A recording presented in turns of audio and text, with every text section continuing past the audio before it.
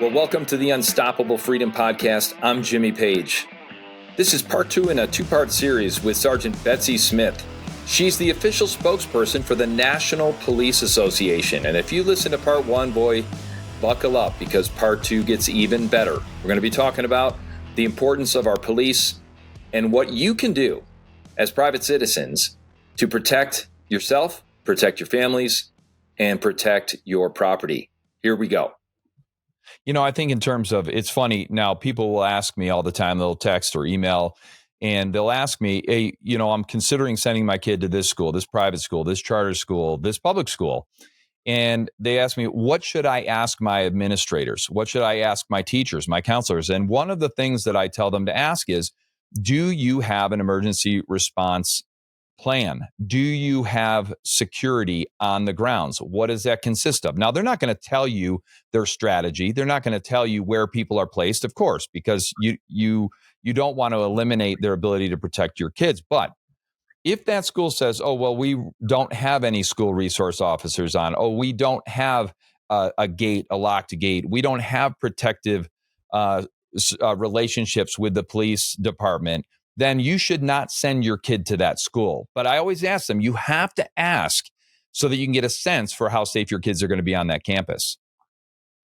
Well, yes, this is why there's so many great programs out there in many different states like Indiana, where if a teacher wants to be armed and trained, and only if they want to be, then they have that option, that opportunity. And there are programs all around the country. And, you know, this is the thing. As a parent, you need to know if a program like that is available, and you need to know what the mentality is of your school personnel. Also, as a parent or a grandparent, you have to talk to your kids about this. And this is a really uncomfortable thing to talk to. You got to be age appropriate, but this is something my husband and I did. And our kids are now in their late 20s and 30s, but we talked to them back then because of incidents like Columbine. That trained the way cops, that changed the way cops train. And I think it should have changed the way parents talk to their kids. Yes. So our kids, you know, because you hear about things like run, hide, fight, you know, this and that. But you got to talk to don't let the school educate your kid about their own personal safety. Yes. You need to do it yourself. You need to empower them to be able to take an opportunity. If your teacher says, you know, you hide here right now, but your kid sees an opportunity to get out over there, you empower your child to be able to take care of themselves and to be able to take care of their friends, their school, things like that, if they're old enough and capable of being able to do that. It's amazing. I mean, there's some listeners right now that can't believe we have to have this conversation, right? I mean, there are, and I get it, but we have to be honest about what's happening. You know, I've talked to some former military personnel who, you know, when they send their kids to school with a backpack on, they put body armor in the backpack. You know, there is high tech body armor, inexpensive body armor that you can put, so to speak, put in your kid's backpack where they can actually use that backpack as a defensive shield. So there are ways that you can prepare your kids without scaring them. In fact, I think, as you said, when you empower someone, it actually removes the fear. When you give someone something they can actually do to defend themselves or to protect themselves and others, it actually gives them confidence rather than fear. It's the exact opposite. So I just applaud what you're doing. I think this is an important conversation to have with parents. Yeah, absolutely. You know, this was one of the things when, you know, our kids were young. My husband and I, you know, were cops and off-duty cops. And we were very open with our kids that we were carrying firearms. As soon as they were old enough, we took them to the range, taught them how to shoot, taught them the awesome, dangerous power of a firearm. The more kids know, the safer they are. You know, that's just logical. Yes. And we told them what we expect them to do if we go in the gas station, it's getting robbed, or we go in the grocery store and, you know, something's happened or we're attacked or this and that. And this is the same thing. It shouldn't just be cops doing that, off-duty cops. Every armed citizen out there should be having these family discussions, especially now in 2024, of if we get carjacked, if we're robbed, Right. if we're, this, that, here's how I'm going to respond as the adult with a firearm. Here's what I expect you to do as the child. And, this is the time where you don't want to argue with mom or dad. You want to do what I'm telling you to do. And the more that you talk to kids about that in a reasonable way, and you also explain to them the Constitution and your constitutional rights to protect yourself, you know what you do? You take that fear away and you give them confidence to be able to help protect themselves. That's right. I think so many good Americans, conservative Americans, have been enjoying the blessings of liberty for so long that they've disengaged from the culture. They've disengaged from public life. We bought this lie that you can't bring your values and faith to the public square anymore. And we're out there enjoying our lives, and we're enjoying freedom. But what we've forgotten is now we are now about 50 to 100 years behind the culture war. We are years behind. And now we have to engage in different ways. We have to admit what's happening, and we have to have conversations that we never thought we'd have to have, but we have to have them. And it's time. So let's shift gears. Let's shift gears a little bit. Let's talk about illegal immigration, right? I'm just going to go on the record that I am absolutely in favor of legal immigration. We have a tremendous system to bring in people who want to be here, who want to become Americans. You don't come to America to maintain some other national allegiance. In fact, to become a citizen in this country, you have to swear an oath to the United States of America, to our way of life, to our culture. In fact, nobody knows this, but you actually have to learn English according to the citizenship. So we have a tremendous problem, right? I had a border agent on here who said we have a super highway of criminal activity coming across our southern border.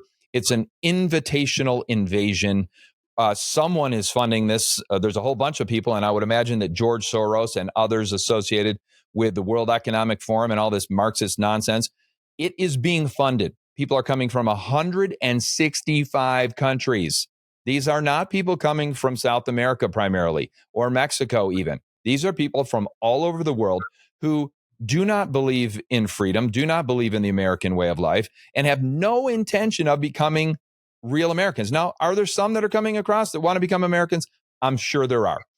But this is illegal immigration. How is this influx of millions and millions and millions of people that exceed American births in America for the first time ever, how is that impacting crime and policing and the safety of our communities? Well, it's extraordinary because a big part of assimilation, so if you want to come here as an immigrant and become an American, you're going to assimilate to our culture, our way of life, and that includes our laws, our traditions, the way that we treat each other. Yes. The United States Constitution is basically a gentleman's agreement. You won't touch my stuff. I won't touch your stuff. I won't hit you. You won't hit me. And if you do that stuff, then the police step in and you go through the court system and you get punished. Yeah. That's it in a nutshell. When you have people, millions of people coming into this country who have no desire to believe in that system, of course, you're inviting chaos. You're inviting crime. The way that we live in America is not the way that so many of these other people coming in live. I am sitting right now 80 miles from the southern border in Arizona. Oh, wow. And so when I travel, which I do frequently out of the Tucson International Airport, what am I seeing now currently? I am seeing a long line of immigrants in a line where they don't have to show ID. I have to show ID, and I got to show the right kind of ID, or I cannot go through the TSA line and get into that airport to get on my flight. And we're not seeing, like you said, it's not Mexicans. It's not Central Americans. We are seeing people from the Middle East, from Yemen. I see in the last couple of months, so many young military age men from areas like North Africa and Somalia. Yes. And these are people, they have no manners.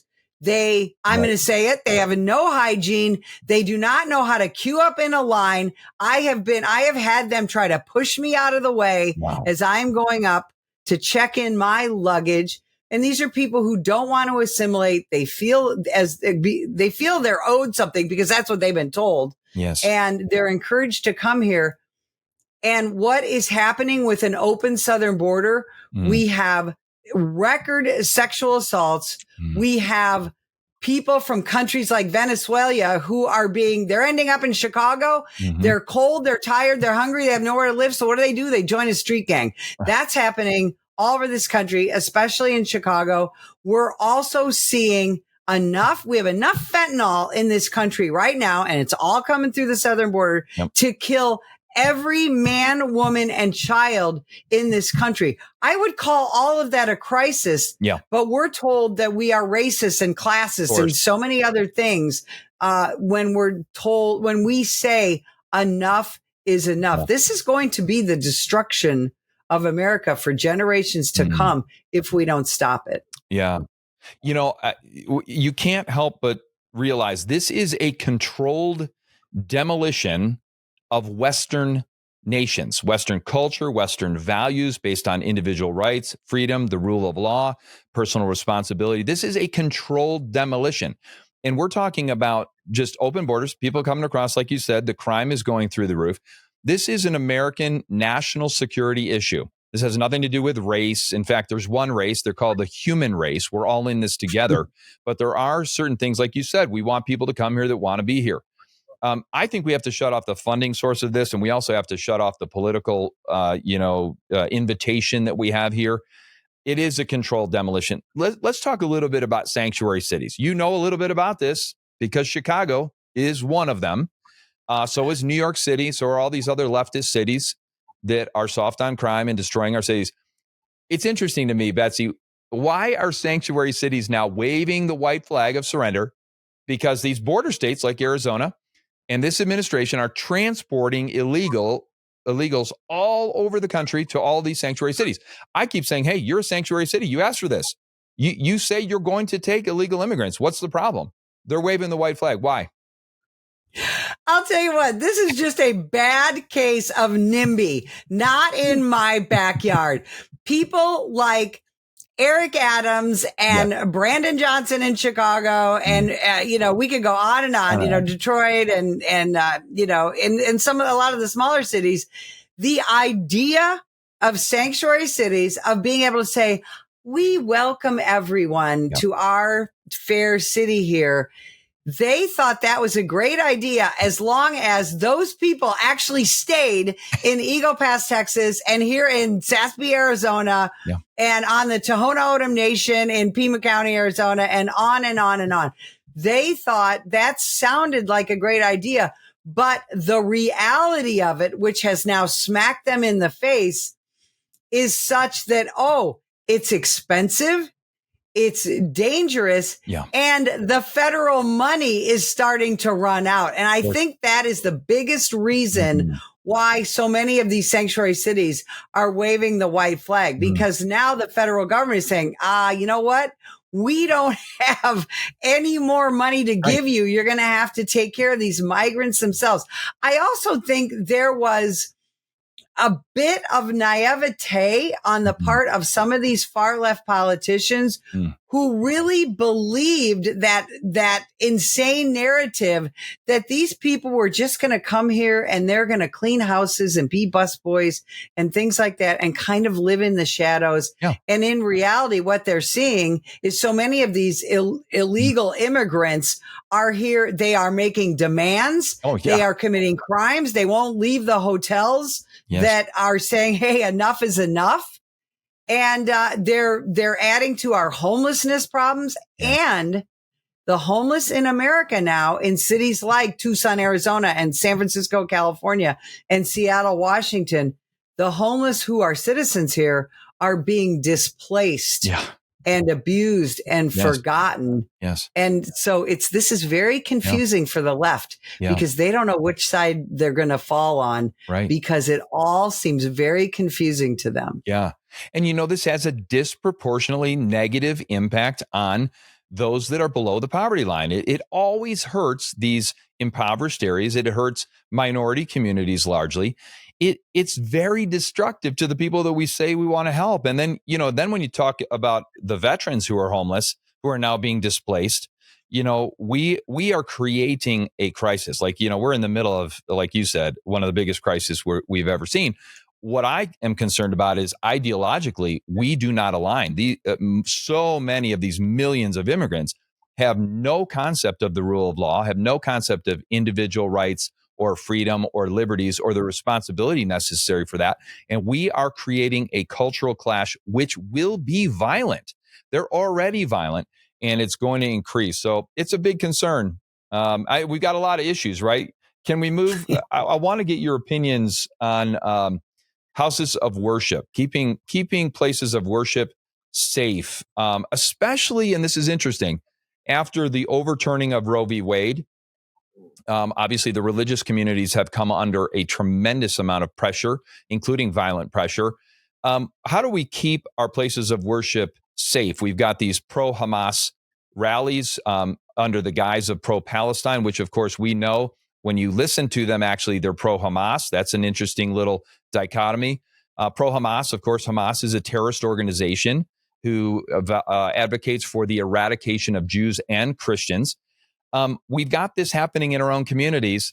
How do we keep our places of worship safe? How do we keep crisis pregnancy centers safe? What do we do? Well, first and foremost, we have to recognize what the issue is and admit it. If people can no longer go to your church or your synagogue with blinders on and say, oh, well, it'll be fine. Nobody's going to attack us here. Yeah. For example, I go to a church here in Tucson, Arizona, where we don't have formal security, but we know who is who's carrying and what everybody's going to do in each one of those services. And that's the thing. As Americans and as Christians or Jews or whatever your religion is, if you want to own a firearm and train with that firearm, then you should carry it to church. And pastors and rabbis and imams, anyone who is running a religious organization needs to encourage people, your parishioners, your attendees, to do that. And when we talk about crisis pregnancy centers, it's the same thing. Yeah. We have a lot of people in this country, millions of people who are retired military, retired law enforcement, or just brave Americans who believe in the Constitution. So many of these organizations, like churches, synagogues, crisis pregnancy centers, all you need to do is ask for volunteers to help keep those facilities safe. Yes. And it will happen. Build it and they will come, as we like to say in baseball. Yeah. So, but we have got to first admit that there is a problem. We can no longer bury our head in the sand and say it's not going to happen here. We know now that it can happen anywhere. And you've really touched on something that's important. I want our listeners to engage. Again, this is another opportunity for everyday citizens to engage. Anyone who goes to a place of worship should ask the leadership of that church, the pastors, the rabbis, etc. They should ask them, do we have security when people are in this building? What does that look like? Can I participate in it? How are you keeping us safe? What are the game plans? We have to start asking these questions of our leaders and demanding that they take care of it. With my small church here in Colorado, there are several people that are part of a security team. They all know who each other is. They coordinate their efforts to respond to any kind of emergency, whether it's a medical emergency or a violent emergency. And the people that are carrying in church, they all know who they are. It's a coordinated effort to make sure that the people, when you go to church on Sunday, are safe. And I go every time, and every single time that I go to church, I'm thinking, what are the vulnerabilities? I'm looking at people, what they're doing with their eyes and their hands, what's happening. There are a lot of people that are aware of this now because we want to be able to be safe when we're in that environment. Well, Colorado, it's embedded in your history, right? You were the epicenter of, one of the most infamous church shootings Yes. in the country. And that shooter was stopped by an armed citizen. Yes. Let's talk a little bit about the Second Amendment. And I know you're a big advocate for citizens, obviously protecting and exercising their Second Amendment rights. I mean, if you think about it, our founding fathers, who have been demonized as well, they talked about the Second Amendment as the first natural right, the right to protect yourself, to protect your family and your loved ones, to protect your property. This was something that was understood for centuries, that no one can take your right to protect yourself, period. You're a 2A advocate. Are you an advocate also for concealed carry, open carry?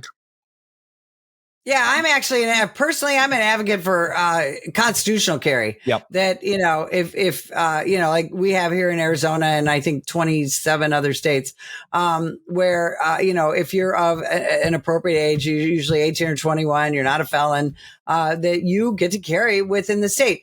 Here's the thing. I want to set the record straight for people. You always hear in the news that police leaders want more gun control.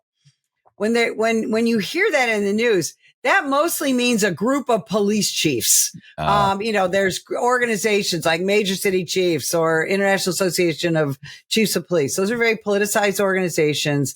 In reality, most police officers, the boots on the ground cops, they want armed and trained citizens to be able to protect themselves. They revere the Constitution, including the Second Amendment. And of course, most of your sheriffs in this country tend to be pro Second Amendment, except in the, bluest of the blue counties around this country.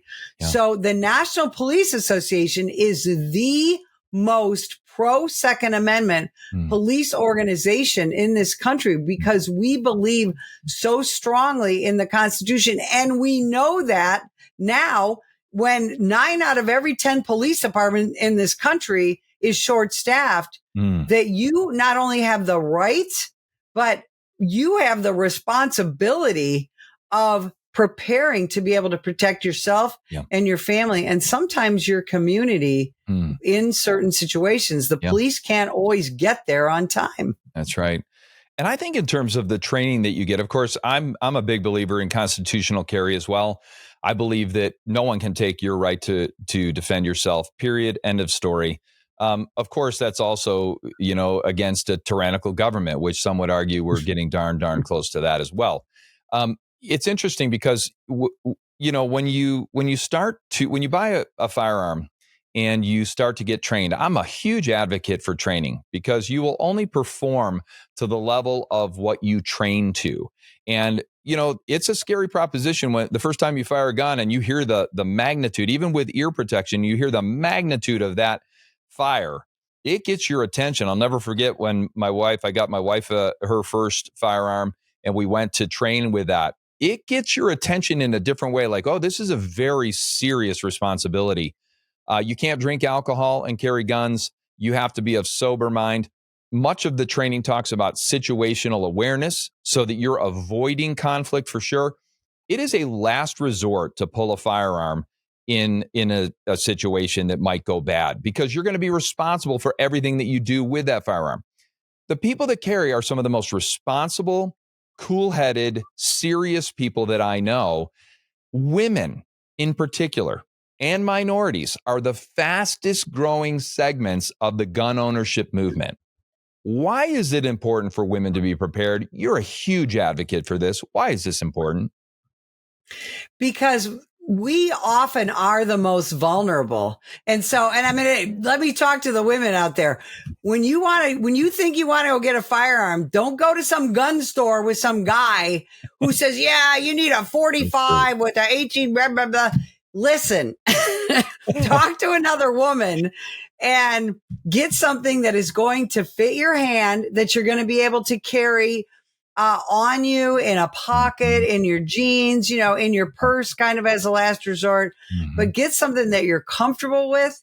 And then if you have kids or grandkids, get them involved as well. One of the best things that anyone can do is go buy a cheap roast at the store, take it to the range, put it down range, fire 5 or 6 bullets in it, and then get it and show everybody there, kids, grandkids, all that, what a bullet does to flesh. Wow. This is the thing. It's not a video game, but I'm telling you, for women in this country, there is a reason why we are the fastest growing segment of gun owners, because we recognize that we are very vulnerable. It's very empowering, but it's not enough to just own a firearm. Don't go buy a gun, stick it in your underwear drawer and walk away. You want to make sure that you train with it regularly. And listen, shooting sports are fun. It's just really fun and empowering to go to the range and to play around. There's also little simulators you can get, very similar to what law enforcement uses, but it's just a little app on your phone. And we have those as well, set up next to the TV. And when the commercial comes on, we plink a few rounds into that to kind of, get used to a different firearm or just practice a little bit. It's fun. View it as a fun hobby and also a way to take back control of your life and your freedom. I love it. We need more neighbors like you. Like, we should be neighbors. If you ever think of moving to Colorado, there's some spots right here. Absolutely. I feel safer knowing you're here. Well, why don't we finish our time together? Boy, this has just been fantastic, Betsy. I mean, I think you've opened a lot of eyes to what's going on and to what we can do about it. How can families get more aware and more prepared to protect themselves and their property? What's one or two things they should do right now? First and foremost, is sit down and have a little family meeting and ask each member of the family. I mean, from the 3-year-old on up, what are you worried about? You'll be surprised some of the things that your young kids think about. Wow. What are you worried about? What would you like to see us change? And then everybody go outside, take a little walk around and look at, your doors and windows and things like that. And then I'm going to tell everybody, do one thing if you can. Go to the pound and get a dog. One of the best things that you can do for your family safety and security is get something that's going to bark and that's going to love you so much that it's willing to protect you with its life.